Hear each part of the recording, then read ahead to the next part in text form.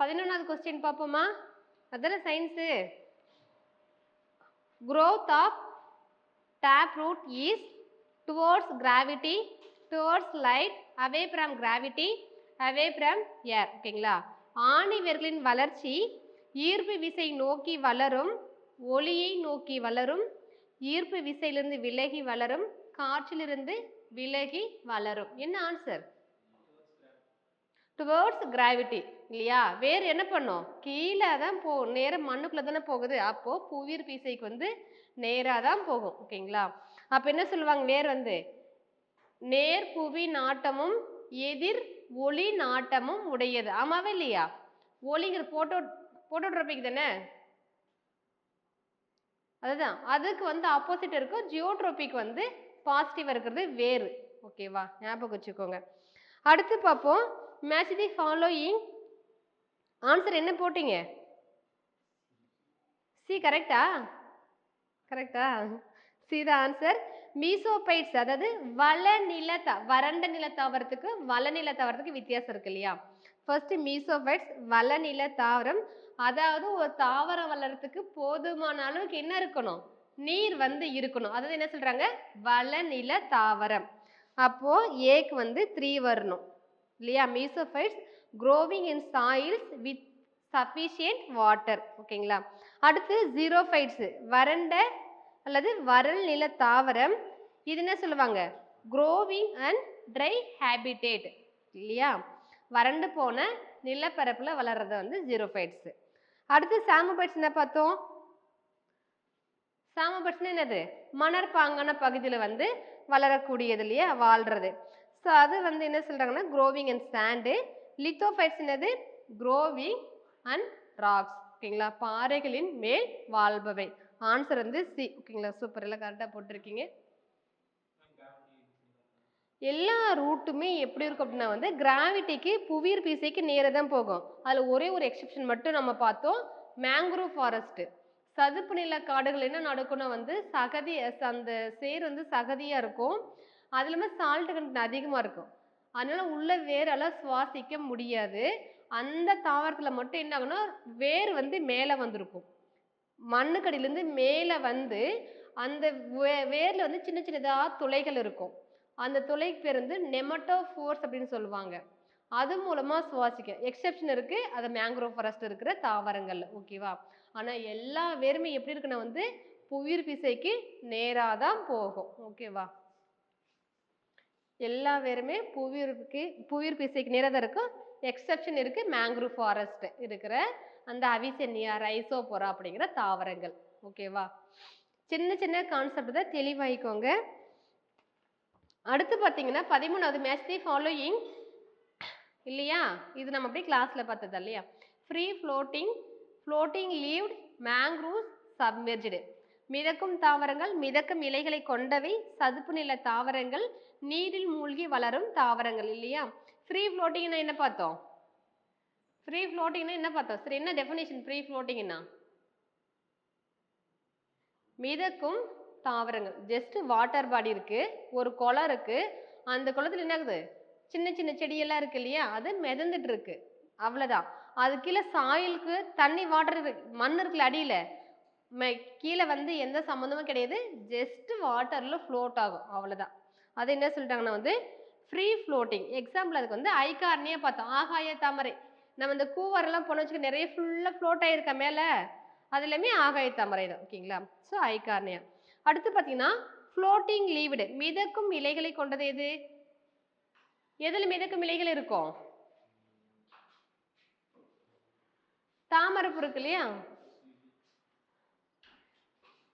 தாமரைப்பூ நிலம்போ வந்துடும்.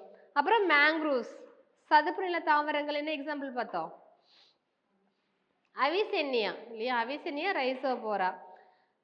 சப்மெர்ஜ்டுனா நீரில் மூழ்கி வளரும் தாவரங்கள், ஹைட்ரில்லா. சப்மெர்ஜ்டு என்னது அப்படின்னு என்ன பார்த்தோம்? ஃப்ரீ ஃப்ளோட்டிங்னா எதை கூட அட்டாச் ஆகல, ஃப்ளோட் ஆயிருக்கு. சப்மெர்ஜ்டு அப்படின்னா மேலவும் சம்மந்தம் இல்லை, கீழே சாயில் அட்டாச் ஆகல, ஜஸ்ட் என்ன ஆகும்? நடுவில் தண்ணியில் இருக்கும். தண்ணியில் இருக்கும், மேலாகவும் இருக்காது, கீழே சாயில் கூட அட்டாச்மெண்ட் இருக்காது, ஞாபகம் வச்சுக்கோங்க. சப்மெர்ஜ்டு என்ன ஆகும், கீழே சாயில் இருக்கும், செடி வந்து மேலே வந்திருக்கும். அந்த ஒரு 4-5 கான்செப்ட் மட்டும் தான் உங்களுக்கு அந்த இதுவாக இருக்கும், அதை மட்டும் நல்லா பார்த்துக்கோங்க அக்வாட்டிக் ஹேபிடேட்ல. ஓகேவா? ஸோ ஆன்சர் வந்து பாம்பே. அடுத்து பார்ப்போம் 14வது கொஸ்டின் இல்லையா, வேரினுடைய பண்புகள் கேட்குறாங்க. ஜெனரலி நான் கிரீன் இன் கலர்ஸ். ஏன் அப்படின்னா வந்து குளோரோஃபில் கிடையாது. ரூட் ஹேர்ஸ் வேர்த்துவி இருக்குன்னு சொல்கிறாங்க. இது வந்து நேர்புவி நாட்டமும் எதிர் ஒளி நாட்டமும் கொண்டது. பாசிட்டிவ்லி ஜியோட்ரோபிக், நெகட்டிவ்லி போட்டோட்ரோபிக்ங்கிறாங்க. கரெக்டா? எல்லாமே கரெக்டு தான். இது எல்லாமே என்னது, வேரினுடைய பண்புகள் தான். ஓகேங்களா? ஸோ எல்லாமே கரெக்டு தான். அடுத்து பார்த்தீங்கன்னா important functions of the root. வேரினுடைய முக்கியமான பணிகள் absorb water and mineral from the soil. ஆமாவே இல்லையா? அதனுடைய பிரைமரி ஃபங்க்ஷன் என்னது, வாட்டரையும் மினரலையும் அப்சர்வ் பண்ணுறது. ரெண்டாவது என்ன சொல்கிறாங்க, to help anchor the plant firmly in the soil. Soil வந்து பிளான்ட் கெட்டி பிடிச்சிக்கிறதுக்கு வந்து ஹெல்ப் பண்ணுதுன்னு சொல்கிறாங்க. தேர்ட் என்ன point, it transport water and mineral nutrient to the other parts from the root. கரெக்டா தப்பா? ஏன் அது எது தண்டினுடைய பணி. ஓகேங்களா? ஸோ அது வந்து ஸ்டெம்மு செய்யக்கூடியது. ஃபர்ஸ்ட் அண்ட் செகண்ட் ஸ்டேட்மெண்ட் தான் கரெக்டு, தேர்ட் ஒன் வந்து தப்பு. ஓகேங்களா? 1, 2 தான் கரெக்ட். ஆன்சர் வந்து ஏ. இதே எது மாற்றி போட்டிங்களா யாராச்சும்? போட்டிங்களா? அதான் அங்கே பார்த்த உடனே வாட்டர் மினரல் போட்டுருணும் கரெக்டாக, அப்படி தானே? சரி, இப்படி குழப்பறதுக்காக தான் அந்த ஸ்டேட்மெண்ட்டை நான் வச்சேன். ஓகேவா? எந்த அளவுக்கு தெளிவாக இருக்கீங்க? தெளிவாயிடுங்க, ஒன்றும் பிரச்சனை இல்லை.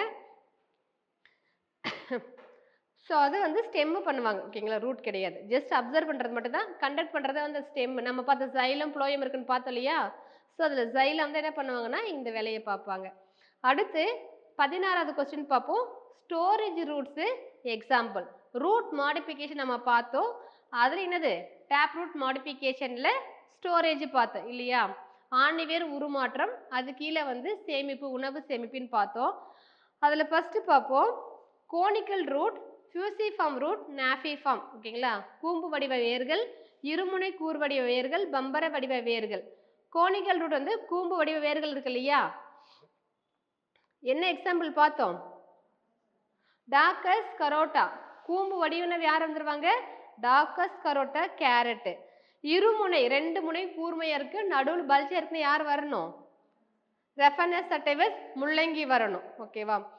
அதுக்கப்புறம் பம்பர வடிவம் அப்படின்னா வந்து நம்ம பீட்டா வெல்கரிஸ், பீட்ரூட் பாக் அப்படி தானே இருக்கு. ஓகேங்களா? ஞாபகம் வச்சுக்கோங்க, முக்கியமான இது. யாராச்சும் தப்பு பண்ணீங்களா என்ன? கட்டப்பட்டீங்களா? அடுத்து பாருங்க 17வது example for negatively geotropic roots. எதிர்ப்புவி நாட்டமுடைய வேர்களுக்கு எடுத்துக்காட்டு கேட்குறாங்க. Ipomoea Dahlia, Asparagus, Vitis, Portulaca, Avicennia, Rhizophora. Answer என்னது? D, Avicennia Rhizophora. ஓகேங்களா? உங்களுக்கு மற்ற ஆப்ஷன் என்ன கொடுத்துருக்காங்க, அது என்ன பேருன்னு தெரியலன்னு கூட பரவாயில்ல, பட் அவிசினியா ரைசோபோராங்கிறது எங்கே வருதுன்னு தெரிஞ்சிருக்கணும் நம்மளுக்கு. மேங்க்ரூவ்ஸ், சதுப்பு நில காடுகள் இருக்கிற தாவரங்கள், மரங்கள் தெரிஞ்சாவே நீங்கள் என்ன பண்ணலாம், இதுக்கு வந்து ஆன்சர் பண்ணலாம். ஓகேங்களா? அடுத்து பார்த்தீங்கன்னா ஸோ இது வந்து கர்குமா அமடா, கர்குமா டொமஸ்டிகா, அஸ்பாரகஸ், மரண்டா. ஓகேங்களா? ஸோ இது வந்து கேட்க மாட்டாங்க, பட் கொஸ்டின் கேட்குறதுக்காக வந்து எனக்கு ஏரியல் அதனால் கேட்டேன். ஆன்சர் வந்து டி. என்ன அப்படின்னா வந்து நீங்கள் இதெல்லாம் இருக்குல்ல, என்னது பேர், பாவக்காய் செடியெல்லாம் பிடுங்கணுன்னு வச்சுக்கோயேன், நம்ம மற்ற ஏர் மாதிரி இருக்காது, முடிச்சா இருக்கும், அதுதான் அவங்க சொல்கிறாங்க. ஓகேவா? அடுத்து நெமட்டோஃபோர்ஸ். Nematophores are generally found in xerophytes, epiphytes, mangroves, none of the above. ஓகேங்களா? ஆன்சர் என்னதுப்பா? மேங்க்ரோவ்ஸ் இல்லையா? அடுத்து roots developed from part of the plant other than radicle are called taproot, fibrous, adventitious roots, nodular roots. ஓகேங்களா? என்ன answer? Adventitious roots. வேர்த்திட வேர் இல்லையா? அடுத்து edible part of sweet potato. சர்க்கரை வள்ளிக்கிழங்கின் உண்ணக்கூடிய பகுதி வந்து எதுன்னு கேட்குறாங்க. என்ன வரலாம்? ஆன்சர் சொல்லுங்க. ஏபின்னு சொல்லிட்டு. எத்தனை பேர் சி போட்டீங்க? இல்லை நல்லா கை நான் இன்னும் சொல்லுவேன். எத்தனை பேர் போட்டீங்கன்னு கை தூக்குங்க. நீங்கள் போட்டிங்களா? நீங்கள் சி போடலையா? நீங்கள் சி போட்டிங்களா? மற்றவங்க யாரும் சி போடலையா? ஆக்சுவலி சி தான் ஆன்சரு. நீங்கள் அவங்க கேட்குறது வந்து சக்கரை வள்ளிக்கிழங்கு தானே கேட்குறாங்க. ஆன்சர் வந்து ஃபஸ்ட்டு ஏ வராதியா? ஏன் அப்படின்னா அது என்னது? ஸ்டெம்மில் வந்துடும். நம்ம ரூட் மாடிஃபிகேஷன் அட்வென்ச்சர்ஸ் ரூட் மாடிஃபிகேஷனில் ஃபஸ்ட்டு நமக்கு இது வேணும்னு சொல்லி நம்ம பண்ணோம் இல்லையா, சொன்னோம் இல்லையா, அந்த பகுதியில் இது வரும். ஆக்சுவலி இது கேட்கவும் மாட்டாங்க தான், ஜஸ்ட் நான் உங்களை கேட்டேன். என்ன அப்படின்னா வந்து அதுவுமே நம்ம சக்கரை வள்ளிக்கிழங்கு கொடி பார்த்துருக்கீங்களா, மேலே லீஃப் இருக்கும், அது கீழே என்ன ஆகும், அந்த கரெக்டாக அந்த நோடு பகுதியில் தான் வேர் வரும், அதுதான் கிழங்கா வரும் இல்லையா. ஸோ வந்து அட்வென்ச்சர்ஸ் வந்து ரூட் டியூபர் தான். ஓகேங்களா? ஆன்சர் வந்து சி. ஸோ தப்பப்படணும், யாரும் வருத்தப்படாதீங்க, ஒன்றும் பிரச்சனை இல்லை, அது கேட்க மாட்டாங்க. ஓகேவா? அடுத்து இந்த கொஸ்டின் பாருங்க. Example of mechanical root. தாங்கு வேர்களுக்கு எடுத்துக்காட்டு